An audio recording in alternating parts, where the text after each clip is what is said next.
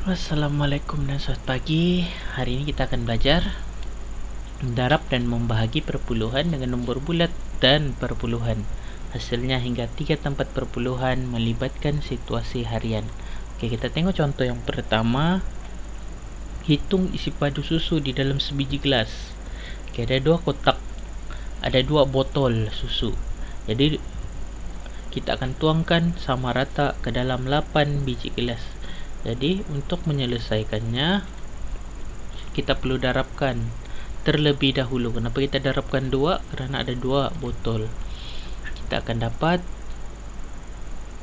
2 darab 5, 10, 1 naik ke atas, titik perpuluhan, 2 kali 1, 2, tambah 1, 3. Oke. Kemudian kita akan bahagikan 8 sama rata. Oke, untuk membahagi perpuluhan, kita perlu bahagikan satu-satu. 8 darab sifar 8. Sebab apa? Kita tiada yang boleh sama dengan 3. Jadi 3 tu turun, barulah jadi 30. 8 darab 3 24. Baki 6.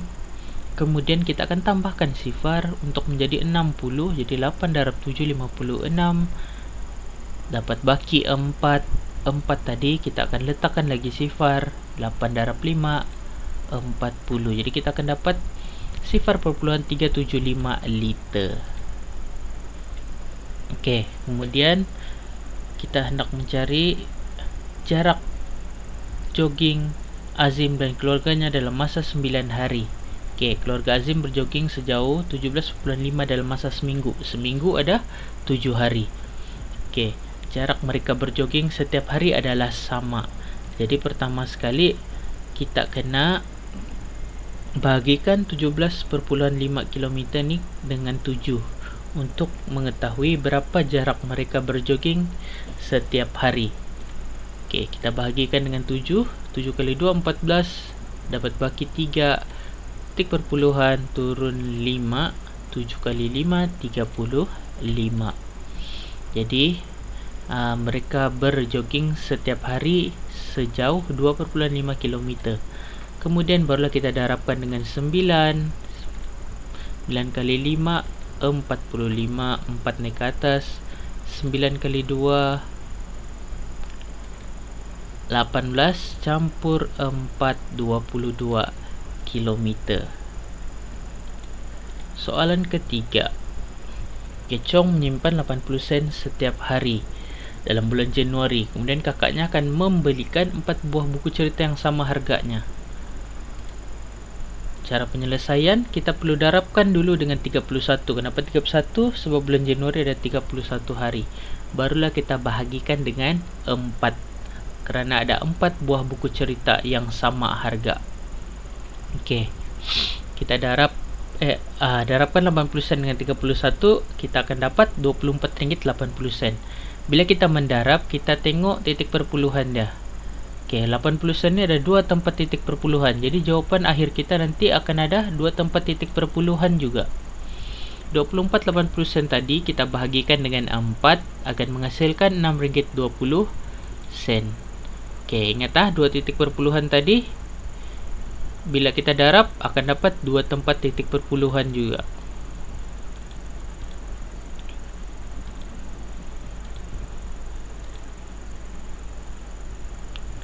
Okey, jadual di sebelah menunjukkan jisim 6 tin sos spaghetti. Jadi 6 tin 2.73 kg.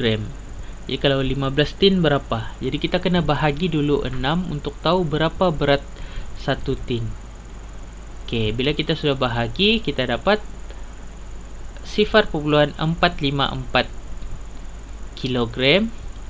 Jawapan tadi tu kita kena darab dengan 15. Okey, bila kita sudah darabkan dengan 15,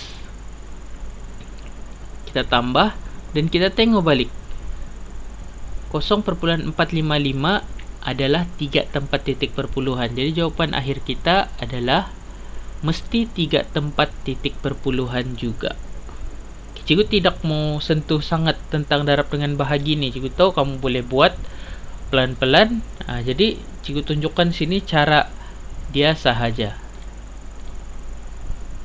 Oke, soalan 10.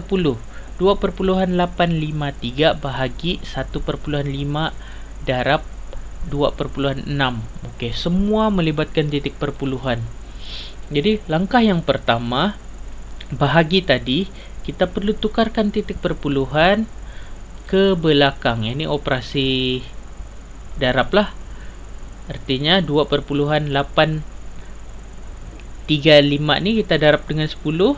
1,5 ni pun kita darab dengan 10. Okey, dengan hanya menggerakkan titik perpuluhan ke belakang sekali. Jadi akan bertukar menjadi 28,35 bahagi 15. Kenapa kita perlu tukar? Supaya kita bahagi nombor bulat.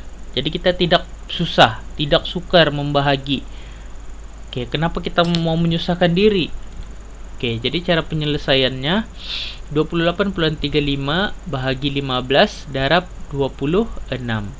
Okey, nampak macam berubah, tapi sebenarnya kita tidak merubah jawapan pun. Sebab kita bergerakan titik perpuluhan itu sama rata. Okey, jadi 28,35 kita bahagi dengan 15, kita akan dapat 1,89. 1,89 ni yang kita perlu darab dengan 2,6. Okey, 1,89 adalah 2 titik perpuluhan.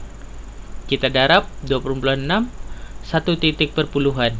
2 titik perpuluhan tambah 1 titik perpuluhan, kita akan dapat jawapan 3 tempat titik perpuluhan.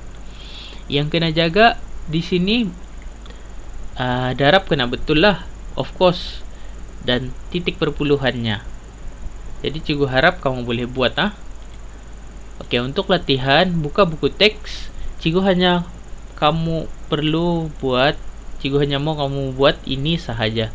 Soalan 1 A, C, E, G dan soalan 2. 5 soalan sajalah. Okey.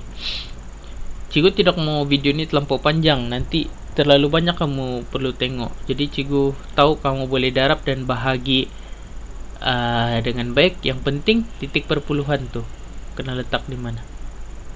Okey, itu sahaja.